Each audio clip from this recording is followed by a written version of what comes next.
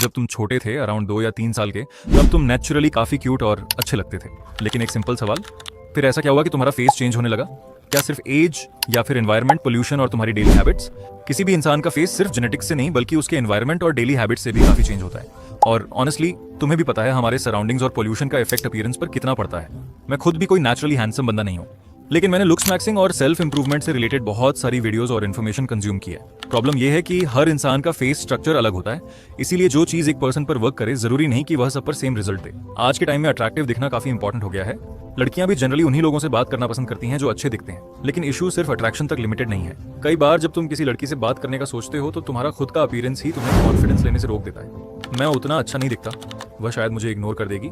और सिर्फ रिलेशनशिप्स में नहीं, ओवरऑल कॉन्फिडेंस में भी इसका इफेक्ट पड़ता है। ओवरथिंकिंग, स्ट्रेस और इनसिक्योरिटी फील होती है, लेकिन टेंशन मत लो, आई एम हियर। आज हम बात करने वाले हैं 4 सबसे इंपॉर्टेंट फेशियल फीचर्स के बारे में।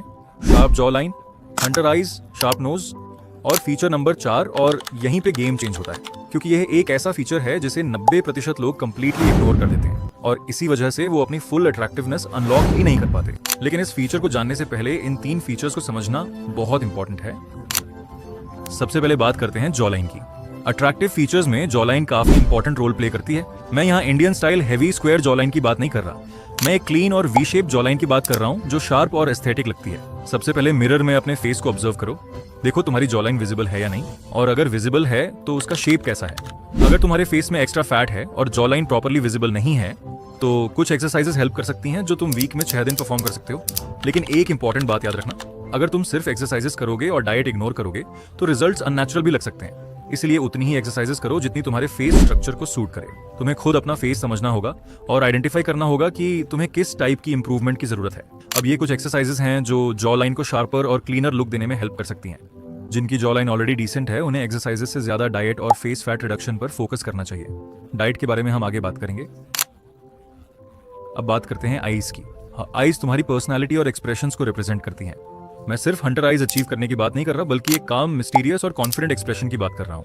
पहली इमेज देखो, आइज काम और मिस्टीरियस फील दे रही हैं जो नेचुरली अट्रैक्टिव लगती हैं। दूसरी इमेज देखो, यहाँ एक्सप्रेशन इनोसेंट और कंफ्यूज टाइप लग रहा है। इसमें वो डोमिनेंट या मिस्टीरियस वाइब नहीं आ रही जो अटेंशन ग्रैब करे। सबसे पहले अपनी आई शेप को ऑब्जर्व करो और डिसाइड करो कि तुम किस टाइप का आई एक्सप्रेशन अचीव करना चाहते हो। हर किसी की आई स्ट्रक्चर अलग होती है, इसीलिए सेम एक्सरसाइजेस हर पर्सन पर सेम रिजल्ट नहीं देती। तुम्हें खुद एक्सपेरिमेंट करके देखना होगा कि तुम्हारे लिए क्या बेस्ट वर्क करता है। और अट्रैक्टिव आई एक्सप्रेशंस के लिए मिरर प्रैक्टिस भी बहुत इंपॉर्टेंट है। मिरर में काल्म और मिस्टीरियस एक्सप्रेशंस प्रैक्टिस करो। जो वाइब तुम क्रिएट करना चाहते हो उसको कॉन्शियसली ट्रेन करो। ये कुछ एक्सरसाइजेस हैं जो आईज को मोर अट्रैक्टिव दिखाने में हेल्प कर सकती हैं। अब बात करते हैं नोज की। कई लोग नोज को ज्यादा नोटिस नहीं करते, लेकिन अगर नोज क्रुक्ड हो या प्रॉपर्ली शार्प ना लगे तो ओवरऑल फेशियल अपीयरेंस वीक लग सकती है। इसीलिए नोज शेप को भी क्लीन और बैलेंस्ड रखना इंपॉर्टेंट है। मोस्ट लोगों की नोज नेचुरली क्रुक्ड नहीं होती, लेकिन नोज के नीचे स्माइल लाइंस और रिंकल्स विजिबल हो जाते हैं जो फेस को लेस अट्रैक्टिव बना देते हैं। तुम्हें अपने नोज स्ट्रक्चर के अकॉर्डिंग ऑब्जर्व करना है कि कौन सी एक्सरसाइजेज तुम्हारी नोज को क्लीनर और रिंकल्स को लेस नोटिसेबल बनाने में हेल्प करेगी। ये कुछ एक्सरसाइजेज हैं जो नोज अपीयरेंस इंप्रूव करने में यूजफुल हो सकती हैं। अब बात करते हैं most ignored feature slim lips की। ऑनेस्टली लिप्स के टॉपिक में मेरी नॉलेज उतनी डीप नहीं है, लेकिन स्लिम लिप्स अपीयरेंस के लिए कुछ एक्सरसाइजेज हैं जो तुम ट्राई कर सकते हो। देखो, लिप्स भी ओवरऑल फेस हार्मनी का एक इंपॉर्टेंट पार्ट होते हैं। अगर लिप्स टू बल्की या अनइवन लगते हैं तो कभी कभी पूरे फेस का बैलेंस थोड़ा ऑफ फील हो सकता है, इसीलिए इन्हें नेचुरली मेंटेन करना भी इंपॉर्टेंट होता है।